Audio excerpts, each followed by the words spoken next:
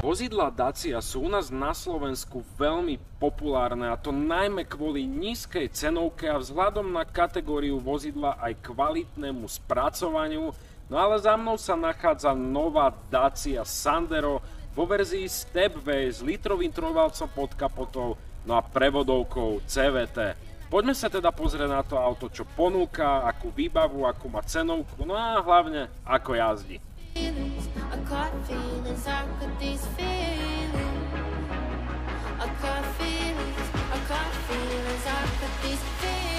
Dizajn nového Sandera vyzerá fakt na dnešnú dobu celkom moderne a to vozidlo vyzerá nádherne, však pozri sa, to auto vidí, že je tu krásna predná maska s chromovým lemovaním, s nápisom Stepway. Sice nárazník je plastový, nie je to hliník, ale OK, za tie peniaze je to dobré, nebudem to kritizovať.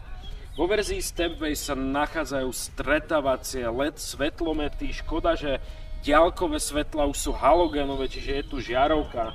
Každopádne full LED, alebo teda stretávacie LED svetlomety v tomto prípade odporúčam zakúpiť.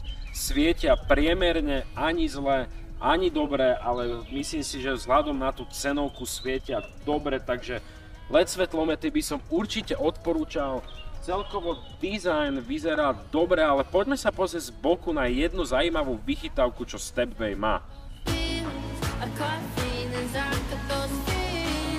Vo verzii Stepway sa nachádzajú 16-palcové plechové elektróny, alebo jak by som to nazval, sú tu klasické ľučové plechače, na ktorom sú puklice a vyzerá to ako elektrón, ale nie je to hliníkový elektrón, nedaj Bože kovaný, je to plechač, ale OK, máme tu na prahoch plastové lemovanie, no a takéto lišty, alebo teda dajme tomu nosiče, ale čo je veľmi dobrá a praktická vec je, že na každej strane odšrobujem 2 šroby, alebo teda skrutky, dokopy 4 skrutky. Posuniem to a mám z toho priečné nosiče, čiže dám na to už potom nejaký držiak bicyklov, alebo ja neviem niečo, strešný box. No a je to veľmi praktická vec, ale poďme sa pozrieť do batožinového priestoru.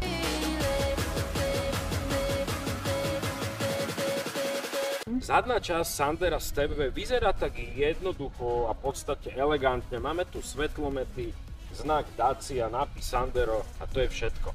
Batožinový priestor má objem 328 litrov, je vysoký, je široký, nakladacia hrana je tak akurát, čiže celkovo vzhľadom na triedu je ten batožinový priestor, si myslím, obrovský, alebo teda veľký. Sú tu také praktické háčiky, aj keď to spracovanie, OK, nie je možno najkvalitnejšie, dokopy 4, ale je to super. Poďme sa pozrieť, či je tu rezerva. Nachádza sa tu plnohodnotná rezerva, čiže keď pichneš pneumatiku, vymeníš a môžeš páliť zase niekde do miesta určenia. Poďme sa pozrieť pod kapotu, čo ponúka Dacia, teda aký motor je pod kapotou.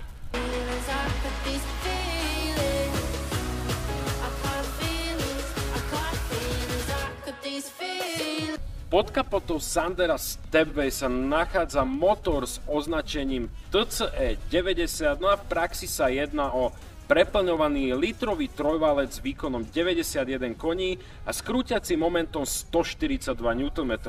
Hodnoty to nie sú vysoké, ale myslím si, že na auto to určite stačí. Motor je spojený s variátorom CVT, ale k tomu sa dostaneme až pri jazde. Čo sa týka spotreby, určite každého bude spotreba tohto auta zaujímať, tak tá je dosť vysoká, pretože v meste som sa nevedel dostať pod hodnotu 8,5 litra, a to v režime Eco, a keď som jazdil fakt, že s ťažkou nohou ponáhľačky blablabla, takže tam bola spotreba 10,5 litra, a pokiaľ toto auto budú mať nejakí pizzeri alebo ľudia, ktorí sa budú ponáhľať, nejakí stavby vedúci, nachádzame sa pod obchvatom, tak tá spotreba pri agilnej jazde v meste bude 10,5 litra, čo si myslím, že je dosť veľa. Na druhej strane ľudia, ktorí bývajú niekde na vidieku, na dedine alebo mimo mesta, tak na okreskách dokážu s tým autom okolo 5,5 až 6 litrov jazdiť, čo si myslím je dobrá spotreba. Diaľničné tempo treba rátať 7,5 až 8,5 litra, záleží koľko pôjdeš, keď budeš dodržiavať 130, tak budeš mať 7,5 litra. Myslím si, že k tomuto autu by sa hodilo LPG, ktoré je v ponuke a dokonca LPGčko má výkon 100 koní. Čo sa týka toho motoru, podľa môjho názoru je to nedostatok výkonu, tu je každý jeden predbiehací manéver, alebo či už nejaké zrýchlenie si vyžaduje určité prepočítavanie, alebo teda rozmyslenie, lebo ten motor slabo akceleruje, keď zošlapnem plný, vystrelí motor do otáčok, ale aj tak tá akcelerácia, aj vzhľadom na to, že to auto má 91 koní, je veľmi malá tá akcelerácia. Osobne si myslím, že manuál bude lepšie akcelerovať ako toto CVT, ale ešte som netestoval manuál, takže uvidíme, budem mať aj manuál na test. Celkovo ale na bežnú jazdu a to bežné užívanie, ten výkon je dostatočný, takže jazdi sa s tým dá aj po diaľnici. Treba mať na pamäti pri predbiehaní, že toho výkonu je málo a myslím si, že bežný človek sa na to veľmi rýchlo zvykne a nemusí to byť až taká prekážka. Určite odporúčam si to vyskúšať, ísť tomu dealerovi, skúsiť si to, či to je vyhovujúce a potom zvážiť kúpu. Ideme sa pozrieť do interiéru, ako vyzerá interiér, aká výbava je tu v ponuke, no a potom sa dostaneme už k jazde, ako to auto jazdí.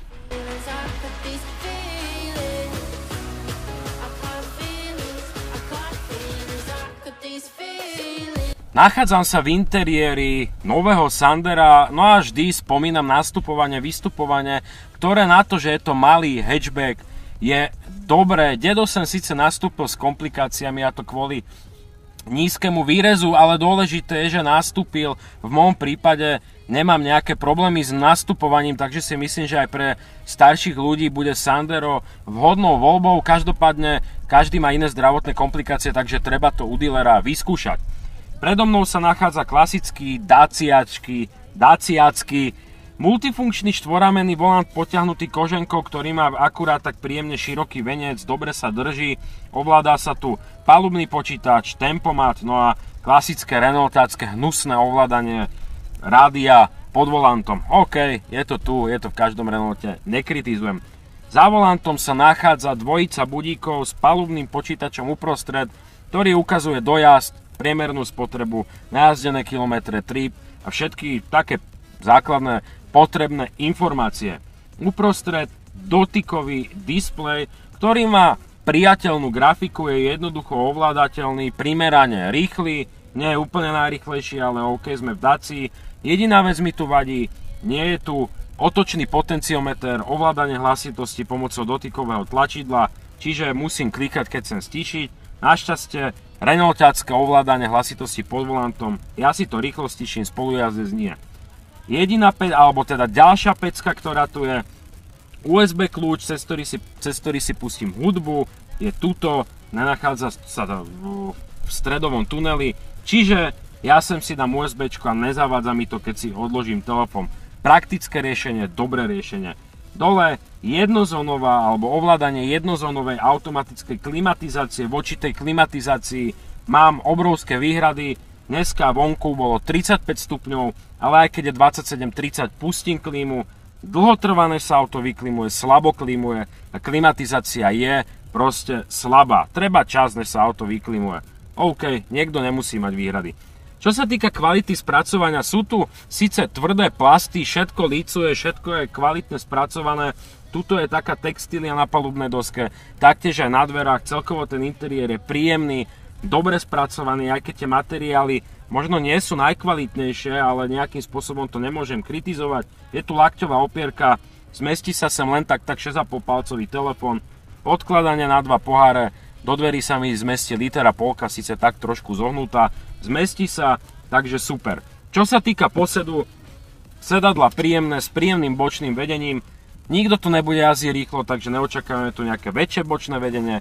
Celkovo posed spriamený, dobrý, mám dobrý rozhľad na kapotu, von, do späťakov, dostatočne veľké spätné zrkadlá, taktiež parkovanie dobre s týmto autom vďaka dobrému rozhľadu. To je všetko k interiéru, myslím si, že Sandero má celkom dobre zvládnutý interiér vzhľadom na cenu, no ale poďme ešte sadnúť dozadu. Nachádzam sa vzadu a hovorím to v každom teste, mám 176 cm, sedadlo predné je prispôsobené na mňa, sedím sám za sebou a miesta na nohy tu mám dostatok, a to najmä vďaka tomu, že predná sedačka je posadená trochu vyššie, takže ja pekne nohy zapichnem pod sedačku, takže mám tu vzhľadom na triedu dosť veľa miesta. Čo sa týka na hlavu, mám tu nad 15 cm do šírky taktiež. Čiže miesta na sedenie pre dvoch cestujúcich vzadu je tu dostatok.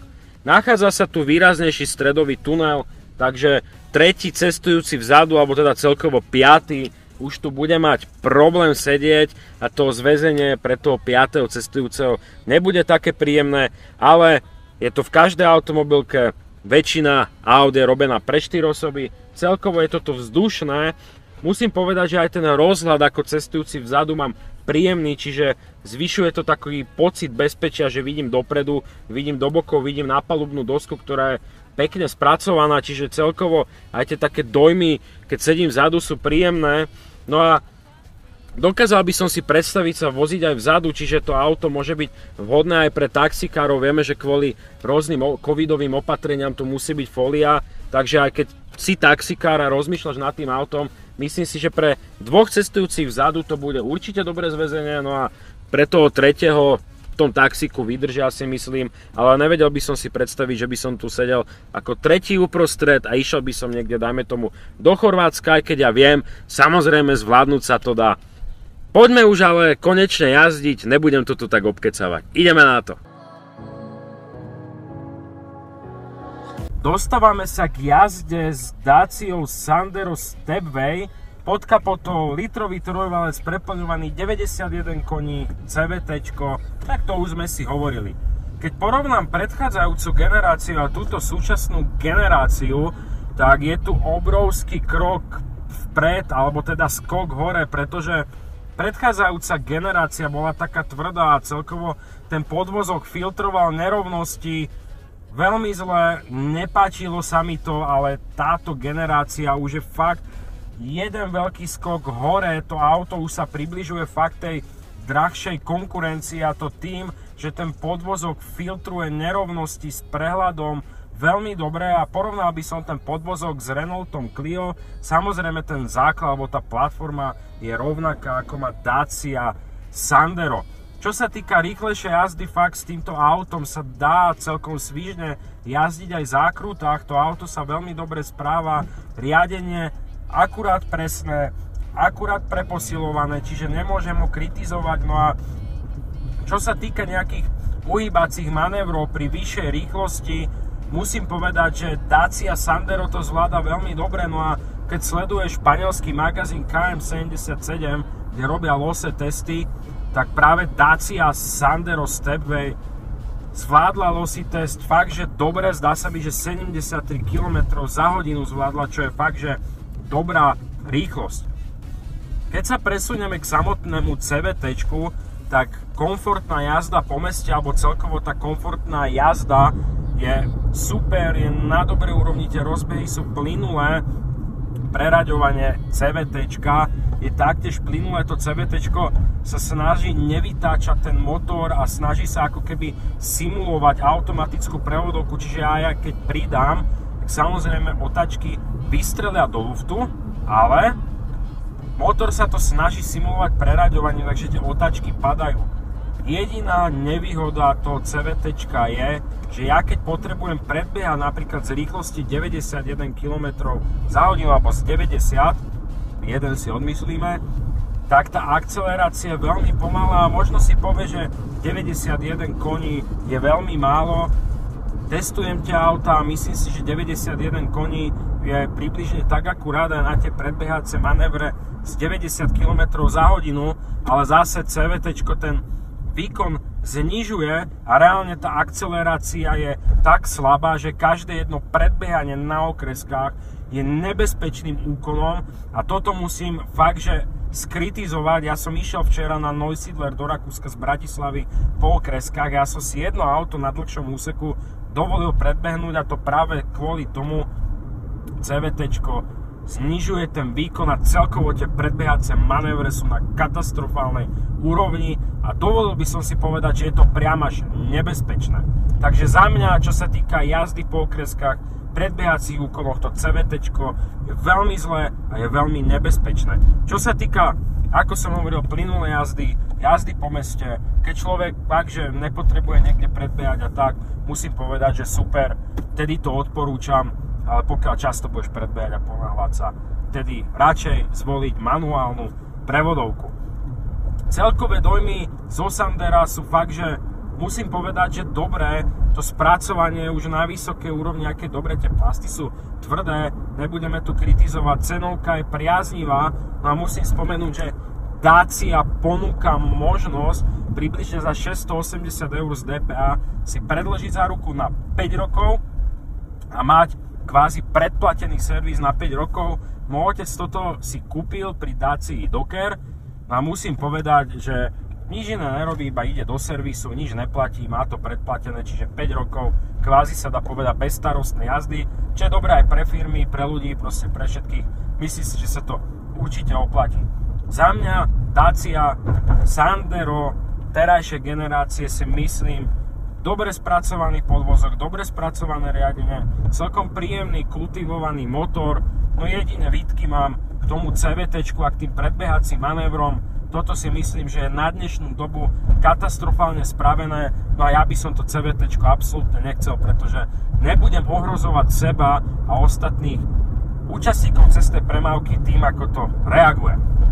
Sme na konci testu, správaj sa bezpečne, správaj sa ohľaduplne, tak aj aby ostatní účastníci cestnej premávky sa správali ohľaduplne voči tebe. No a vidíme sa pri ďalších testoch, leto nám ešte nekončí, budú tam aj motorečky, takže správaj sa bezpečne, ešte raz to poviem a čauko.